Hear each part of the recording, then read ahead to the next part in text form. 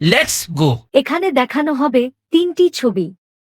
সেই ছবিগুলো থেকে এক বা একাধিক অক্ষর নিয়ে তৈরি করতে হবে একটি পর্যটন স্থানের নাম। পুদিনা, চাপা ফুল, নূপুর। ফাঁকা জায়গায় বসবে একটি পর্যটন স্থানের ছবি। যারা উত্তরটি জানেন দয়া করে কমেন্টে লিখুন। আপনার লাইক, শেয়ার, কমেন্ট আমাদের এই ধরনের ধাঁধার ভিডিও তৈরি করতে উৎসাহ দেবে। আপনার সময় শুরু হচ্ছে এখন।